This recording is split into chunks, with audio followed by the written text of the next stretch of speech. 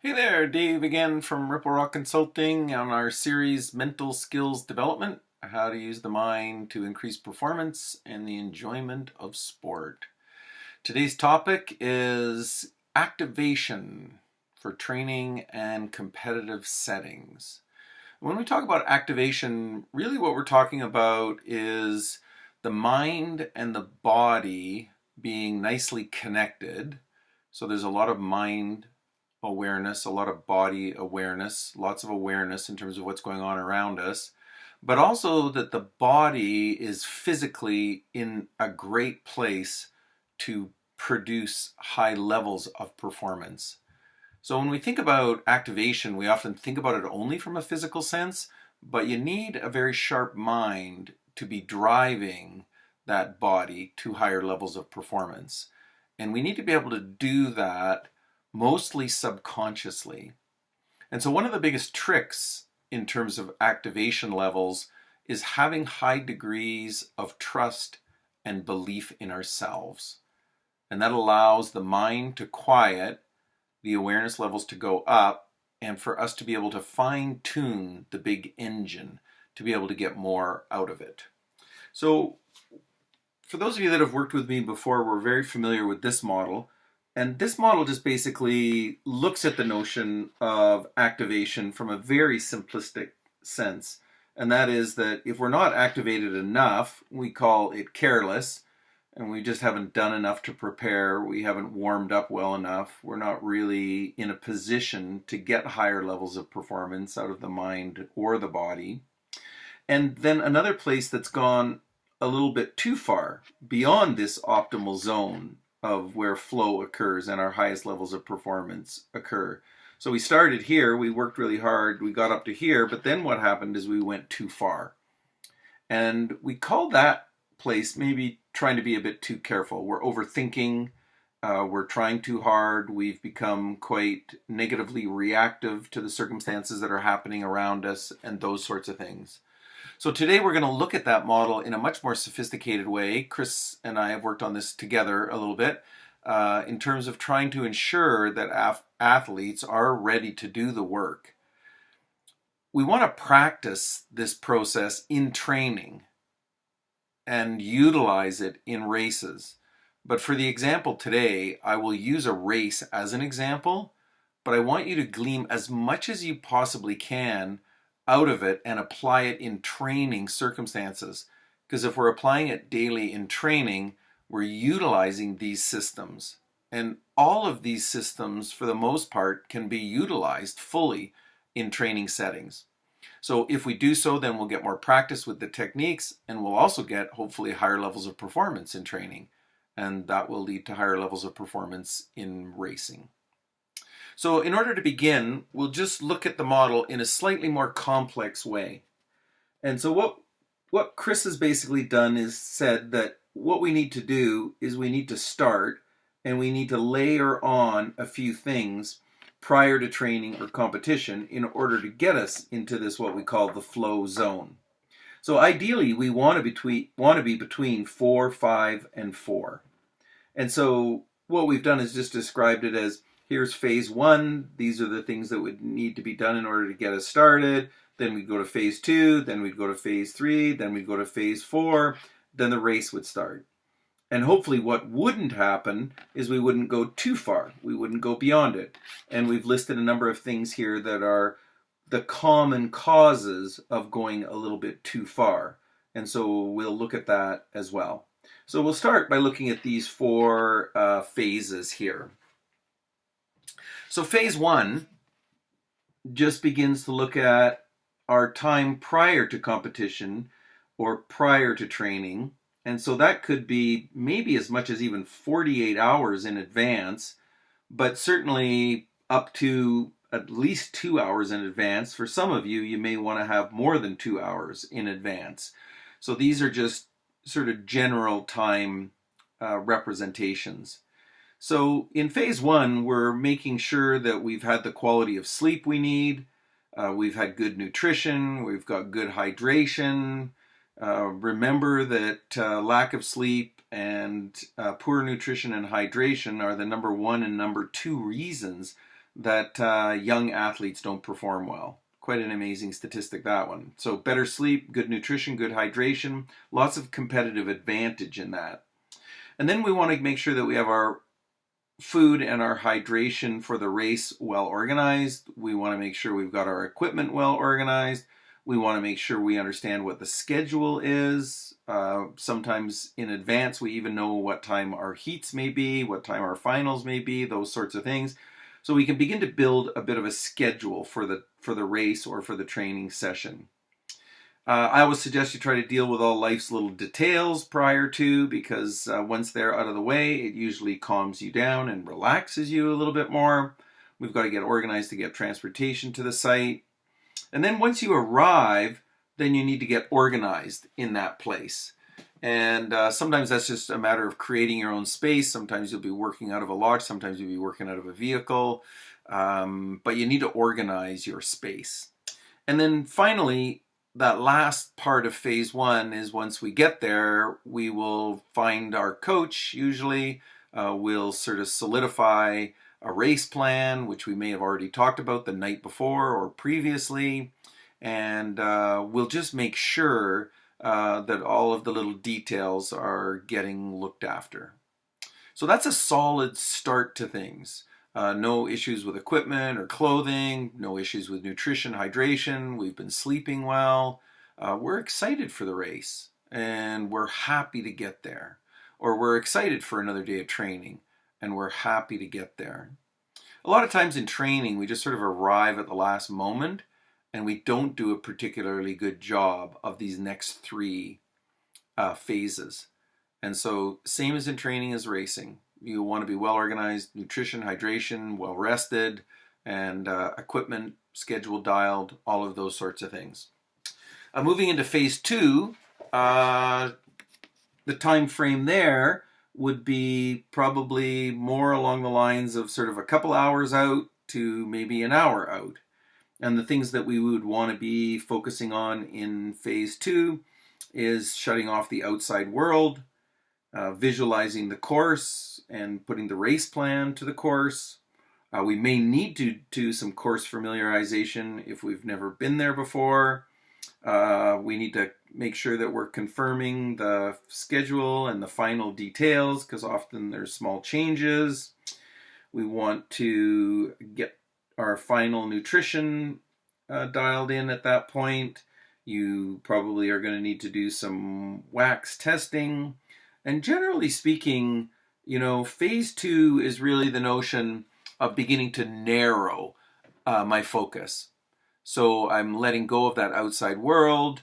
I'm starting to focus entirely on myself, my equipment, my nutrition, my hydration, my race plan, and thinking about myself out there on the course. In the visualization, we often don't do a good job of this in training. We have a tendency to do a better job of it at races. But again, the more you do this in training, the more skill you will have when it comes time to do it in racing. So even if I'm just training, I'm going to arrive a little bit early. I'm going to find a quiet place. I'm going to close my eyes. I'm going to imagine what the workout is going to look like. I'm going to see myself physically doing the work. I'm going to see myself with good mind-body connection. I'm going to see myself working technically sound. I'm going to see myself using the strategies that are necessary. And I'm going to see myself staying mentally strong. So that notion of I'm sort of inside my bubble. I'm not letting anything get in there to ruin that party. I'm non-reactive. I'm looking forward to what's next, regardless of what it is. So if it's a tough practice, it's the notion of bring it on. Or if it's a tough race course, it's the notion of bring it on, can't wait to get started, those sorts of things. So it's that narrowing of the focus and then beginning to expand our competitive world outward, like who I want to be as a competitor, seeing myself as that high performance athlete, getting myself to that place. The third phase, which would take me up to probably, within about 15 minutes of the start of the race, so sort of my last hour, I would be thinking primarily about mind-body connection and warm-up. And so now I'm going to have my gear on. Now I'm going to have to begin that sort of low intensity warm up. I'm going to start focusing more on my equipment, making sure it's all in order, my clothing is in order, all of those sorts of things. And over the period of that, say 45 minutes, I'm going to continue to pick up my intensity. So to get to a medium level of intensity, focusing again on mind-body connection, focusing on the mind and body awareness. So having a sense of where I'm at, trying to apply more technical focus at a higher level of intensity, and ensuring that the mind and the body are happy to be doing that. And then, of course, right up to the sort of the last few minutes of that phase 3, getting into that high intensity, getting a nice elevated heart rate, discovering sort of where my levels of acceleration feel like they're at, and where my power levels feel like they're at, just having sort of a general sense of energy about me. Might want to look after my final hydration, and probably the last thing I'm going to do in that phase 3 is my final clothing adjustment, because once I leave phase 3, I am headed to the corral. And the corralling is what we would call phase 4.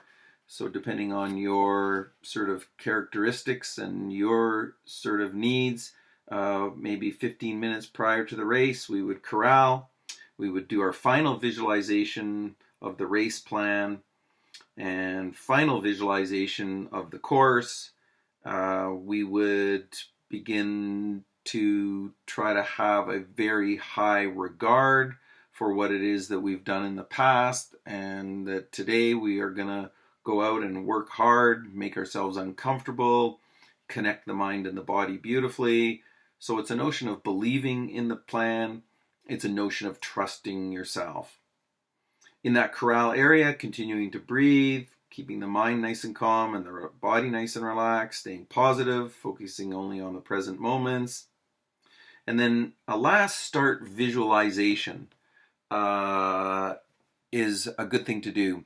As I become a little nervous, which sometimes happens, as I become a little bit anxious, which sometimes happen, just continuing to stay connected to the task at hand.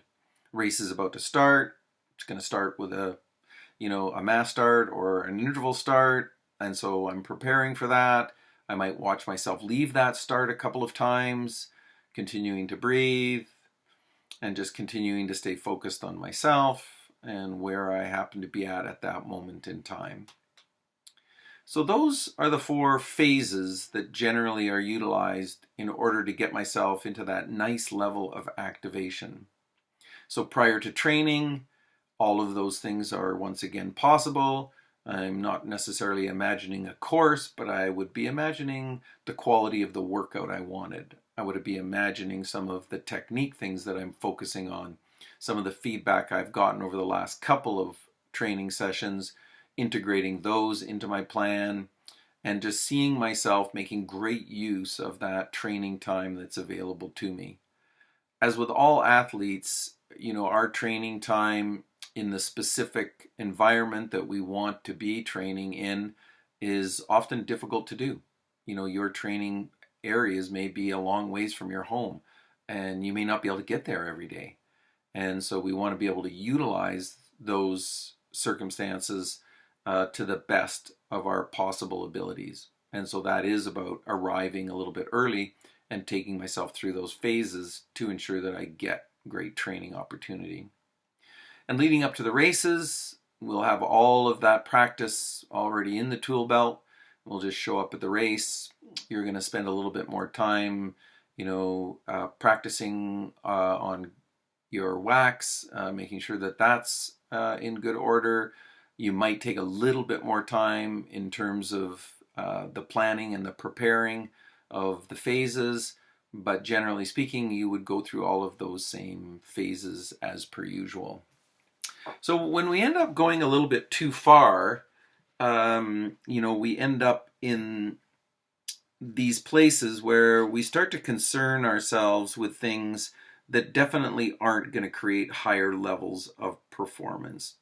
So once we're in this really nice area of flow, usually the things that take us out of that place are our inability to stay positive.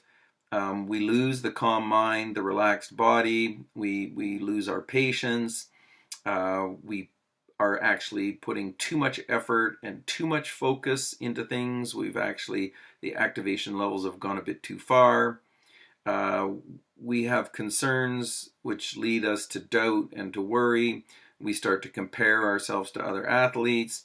We make some small mistakes and don't manage them well. We get concerned about other competitors, those sorts of things. So those are all the pitfalls. And the way to avoid the pitfalls is just to keep the task at hand. Like, how do you maintain that optimal performance state? And so that will be the topic of another talk. But just generally speaking, the notion is to stay focused on your awareness in the moment. So it is about skiing the 20 meters ahead of you. And if what's happening at that particular time is you're being passed, or if what is happening at that particular time is you are passing someone, if what's happening is you are starting a big fast descent under icy conditions into a very sharp corner, all we want to do is just bring our full awareness to that moment and respond appropriately. So if we're being passed, we don't need to get negative. We can stay patient. We can see if we can pick up our pace a little bit, maybe stay with that person. If not, just get back to your race plan. If you can, use it as motivation. You may find there's an opportunity coming where you might be able to pass back, but it's going to require you staying patient. It's going to require you staying positive. Those are the things that allow us to maintain those optimal states.